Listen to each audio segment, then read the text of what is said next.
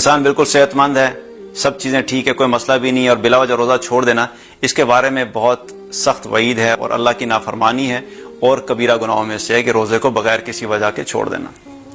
ایک حدیث میں آتا ہے نبی صلی اللہ علیہ وسلم نے فرمایا کہ جو شخص بھی رمضان المبارک کا روزہ، ایک روزہ بھی قصدن یعنی جان بوجھ کر چھوڑ دے، غیر رمضان میں اگر وہ ساری زندگی کے روزے بھی رکھے گا تو اس ایک روزے کے برابر نہیں پہنچ سکتا۔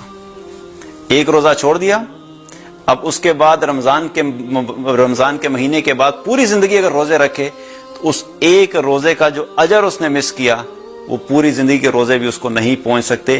یہ ویلیو ہے ایک روزے کی رمضان المبارک کے۔ تو رمضان المبارک میں جو اللہ سبحانہ تعالیٰ نے جو روزے کی فضیلت اور اس کی برکت اور اس کی جو اہمیت اور ریوارڈ رکھا ہوا ہے وہ عام دنوں میں نہیں ہے۔ اسی طریقے سے ایک ہے روزے کو پورے طریقے سے رکھا ہی نہیں۔ ایک کچھ لوگ ہوتے ہیں جو روزہ رکھ لیتے ہیں، روزہ فرض ہے، روزہ رکھ لیا، لیکن بغیر کسی وجہ کے روزے کو توڑ دیا۔ کیوں توڑ دیا روزہ؟ بھوک لگی تھی اس لیے کھانا کھا لیا، پیاس لگی تھی برداشت نہیں ہو رہی تھی۔ کچھ لوگ تو ایسے ہیں سگریٹ نہیں برداشت ہوتا، سگریٹ میں پورا دن نہیں ویٹ کر سکتا اس لیے عین روزے کے بیچ میں سگریٹ پی لیا، کسی بھی وجہ سے روزہ توڑ دیا۔ اب ایسے لوگوں کے بارے میں جو اب روزے کی افطاری کے وقت سے پہلے روزہ افطاری کر لیتے ہیں یا توڑ دیتے ہیں اس کو بغیر کسی وجہ کے، اس کے بارے میں بھی نبی صلی اللہ علیہ وسلم نے ایک جگہ پہ ایک حدیث ہے جس میں آپ صلی اللہ علیہ وسلم نے ایسے لوگوں کا حال بیان فرمایا کہ ان کے ساتھ کیا ہوگا۔ نبی صلی اللہ علیہ وسلم نے فرمایا کہ میں سو رہا تھا اور میرے پاس دو شخص آئے اور ان دو لوگوں نے مجھے بازوؤں سے پکڑا اور مجھے پکڑ کر ایک پہاڑ کے قریب لے گئے۔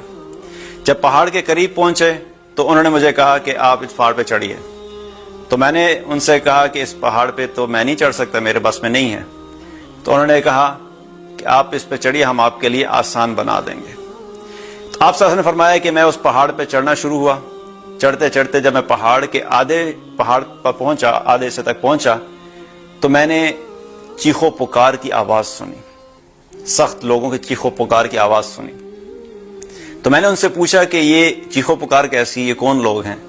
تو انہوں نے مجھے بتایا کہ یہ جہنمیوں کی چیخو پکار ہے جو آپ سن رہے ہیں۔ پھر انہوں نے کہا آگے چلیے، اور پھر میں آگے چل پڑا۔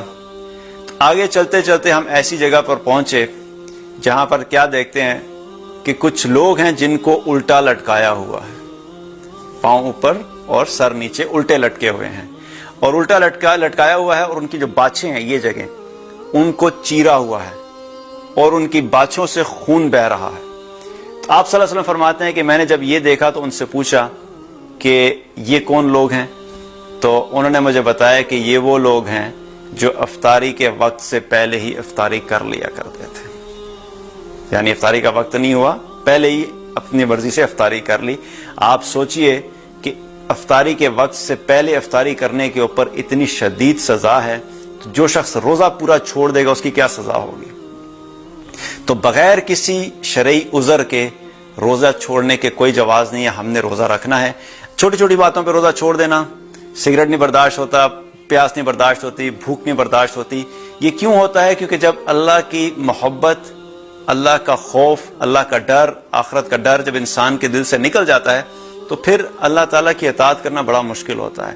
اسی لیے عام دنوں میں بھی اپنے آپ کو اللہ کی اطاعت کا پابند بنانا بڑا ضروری ہے، تاکہ جب بھی جس وقت اللہ سبحانہ تعالیٰ کی طرف سے کوئی عمل کرنے کا تقاضا آئے، کسی چیز کا حکم آئے، تو جو ایمان والے ہوتے ہیں اس عمل کو فوراً کر لیتے ہیں۔ لیکن جب ایمان کمزور ہو جاتا ہے تو پھر اس وقت اللہ کی اطاعت کرنا بڑا مشکل ہوتی ہے، چاہے وہ روزہ ہو، چاہے وہ نماز ہو، چاہے وہ جھوٹ چھوڑنا ہو، چاہے وہ غیبت ہو، چاہے وہ چغلی ہو، چاہے کوئی بھی گناہ ہو۔ پھر انسان اس گناہوں کی طرف چلنا شروع ہوتا ہے جب اللہ کی عظمت اور اللہ کا خوف دل سے نکل جاتا ہے۔ تو اس لیے بغیر کسی وجہ کے روزہ چھوڑنے کی اجازت نہیں ہے، اور اس کے اوپر بڑی سخت وعید ہے۔ تو کوشش یہ کرنی ہے کہ رمضان المبارک کے پورے روزے رکھیں۔